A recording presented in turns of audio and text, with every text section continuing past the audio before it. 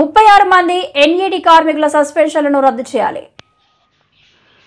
36 మంది ఎన్ఏడి కార్మికుల సస్పెన్షన్లను రద్దు చేయాలి.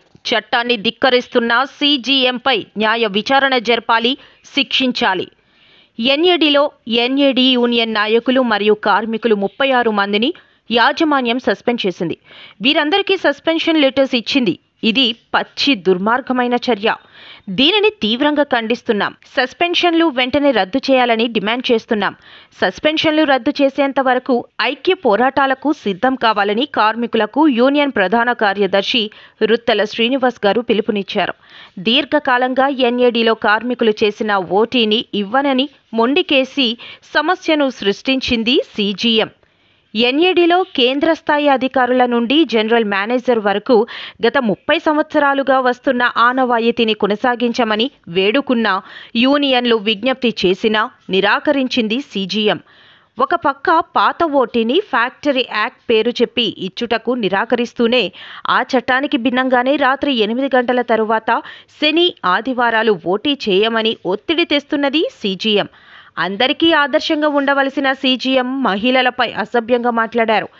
ఎప్పుడూ మద్యం, ధూమపానం చేస్తూ కార్మికులను ఇక్కట్ల పాలు చేస్తున్న తాగుబోతు సీజీఎంపై న్యాయ విచారణ జరపాలని, కఠినంగా శిక్షించాలని యూనియన్ నాయకులు డిమాండ్ చేశారు. 36 మంది కార్మికుల సస్పెన్షన్లను ఎత్తివేయాలని ఎన్ఏడి ప్రధాన గేటు వద్ద నిరసన కార్యక్రమాన్ని చేపట్టారు. ఈ నిర్ణయాన్ని వెనక్కి తీసుకోకపోతే రానున్న రోజుల్లో ఉద్యమాన్ని తీవ్రతరం చేస్తామని తెలియజేశారు.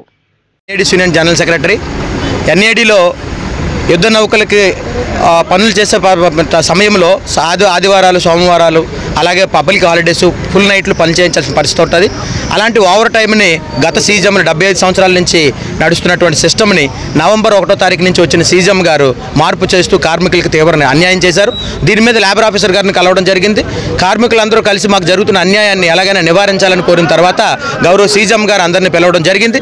దాని మీద కూడా చర్చలు జరిగాక ఏదైతే స్టోరేజ్ ఓటీ ఉందో దాన్ని నేను బుక్ చేసే సమస్య లేదని మొండికేసడం వల్ల కార్మికులందరూ ఆందోళనకు గురయ్యి నెలవారీ జీతాలతో బతుకు జీవితాలు నడిపిస్తున్న వాళ్ళకి ఇబ్బందులు కలుగుతాయి సార్, కొంచెం కనికరించండి అని చెప్పి ఆయన మళ్ళీ మాట్లాడినప్పుడు మన మహిళల పట్ల అసభ్యంగా మాట్లాడుతూ నాకు 3 లేదు 3 వచ్చినప్పుడు పిలుస్తానని చెప్పి తప్పుడు పద్ధతులు అవలంబించిన సీజం మీద కార్మికులందరూ సీజం డౌన్ అన్నప్పుడు ఆయన ఒక ప్రీ ప్లాన్డ్గా లోపలికి మొబైల్ ఫోన్లు ఎవరికి ఎలా ఉండదు, ఏ కార్మికుడు తెచ్చుకునే సౌలభ్యం లేదు, ఆయనకు మాత్రం సెల్ ఫోన్ తీసుకొచ్చి కావాలని కార్మికుల తాలూకు వీడియోలు అయి తీసి బయట కేసులను బుక్ చేశారు. లోపల చూస్తే 36 మంది కార్మికులను సస్పెండ్ చేసి నిరంకుశత్వ పాలనని చూపిస్తున్నారు, బ్రిటిష్ పద్ధతుల్లో అవలంబిస్తున్నారు. ఇప్పటివరకు భారతదేశ చరిత్రలో ఏ యూనిట్లో కూడా 38 మంది కార్మికులను సస్పెండ్ చేసిన చరిత్ర లేదు.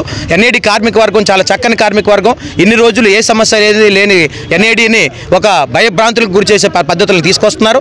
ఇందులో కొసమెరుపు విషయం ఏంటంటే రేపు 30వ తారీఖున రిటైర్ అయ్యే ఒక కార్మికుని కూడా సస్పెండ్ చేయడం అనేది అత్యంత దౌర్భాగ్యం, దుర్మార్గం. ఈ దుర్మార్గ చర్యల్ని ఖండించాలని చెప్పి కార్మిక వర్గం తరపున పిలుపునిస్తున్నాం. తప్పకుండా మీడియా వారు అలాగే గవర్నమెంట్ వారు దీనిలో భాగస్వాములు అయ్యి తప్పకుండా ఈ సీజన్ను పనిష్ చేయాలి. ఎప్పుడు తాగుతూ తూలుతూ సిగరెట్లు కాలుస్తూ లోపల ఇండిసిప్లిన్గా ఉండే సీజం గారిని తప్పకుండా ట్రాన్స్ఫర్ చేయాలని మేము డిమాండ్ చేస్తున్నాం. ఏదైతే ఎంక్వైరీ ఉందో ఇక్కడ లోకల్ ఎంక్వైరీ కాకుండా పై లెవెల్ నుంచి హెడ్ క్వార్టర్స్ కానీ IHQ కానీ ఎంక్వైరీ జరపాలని మేము ఈ సభాముఖంగా డిమాండ్ చేస్తాం.